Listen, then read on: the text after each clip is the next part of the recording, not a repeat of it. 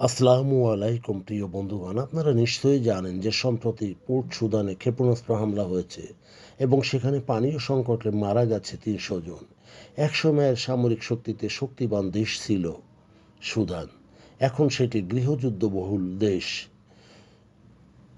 এই দেশের বিমান বিধ্বংসী ক্ষেপণাস্ত্র এবং ড্রোনের পরস্পর বিরোধী লড়াই সর্বক্ষণ বিরাজমান। একসময়ের এই নিরাপদ দেশটি এখন সেখানে হাজার হাজার মানুষ বাস্তুচ্যুতিতে নিপতিত হয়েছে এবং পোর্ট সুদানে আশ্রয় গ্রহণ করেছে। বিশেষ করে ২০২৩ সাল থেকে সুদানের নিয়মিত সেনাবাহিনী এবং আধা সামরিক র্যাপিড সাপোর্ট ফোর্সের মধ্যে যুদ্ধ শুরু হয় এবং সেনা সমর্থিত সরকারের কেন্দ্রস্থল পোর্ট সুদান ড্রোন হামলায় বেসামরিক আন্তর্জাতিক বিমানবন্দর, বিদ্যুৎ কেন্দ্র ও জ্বালানি ডিপোগুলি আক্রমণের শিকার হয়েছে।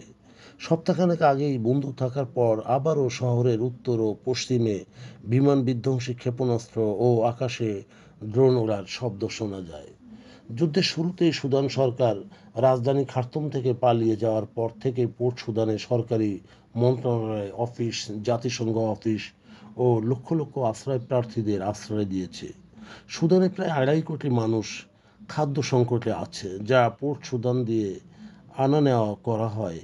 এই ভয়াবহ যুদ্ধে হাজার হাজার মানুষ নিহত হয়েছে, প্রায় ১,৩০,০০,০০০ মানুষ উৎখাত হয়েছে। বিশ্বের বৃহত্তম ক্ষুধা ও বাস্তুচ্যুতি সংকটে পড়েছে দেশটি। সুদান এখন দুই ভাগে বিভক্ত, একটি সেনাবাহিনী নিয়ন্ত্রিত, অন্যটি পূর্ব ও উত্তর অঞ্চল দখল করা আধা সামরিক বাহিনী এবং তাদের মিত্ররা দখল করেছে। প্রায় সমস্ত দাফুর ও দক্ষিণ অংশ নিয়ন্ত্রণ করছে তারা। রাজধানী খার্তুম হারানোর পর থেকেই আরএসএফ একটি দ্বিমুখী কৌশলে সেনাবাহিনী নিয়ন্ত্রিত শহরগুলিতে দূরপাল্লার ড্রোন হামলা ও দেশটির দক্ষিণ অংশ আবারও পুনরুদ্ধারকল্পে পাল্টা আক্রমণ চালিয়ে যাচ্ছে।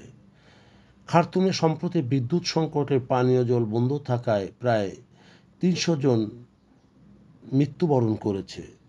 উল্লেখযোগ্য, ২০২৩ সালের ১৫ই এপ্রিল থেকে সুদানের সামরিক সরকারের মধ্যে দুটি প্রতিদ্বন্দ্বী গ্রুপের মধ্যে গৃহযুদ্ধ শুরু হয়, যা সুদানের সশস্ত্র বাহিনী জেনারেল আবদেল ফাত্তাহ আল বুরহানের নেতৃত্বে, অপর অংশটি সুদানি সশস্ত্র বাহিনী এসএএফ মোহাম্মদ হামদান দাগালোর নেতৃত্বে।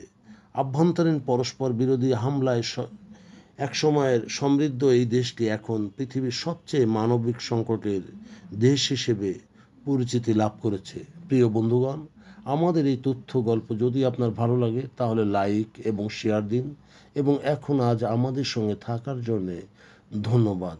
আমাদের সাবস্ক্রাইব করুন এবং ফলো করুন।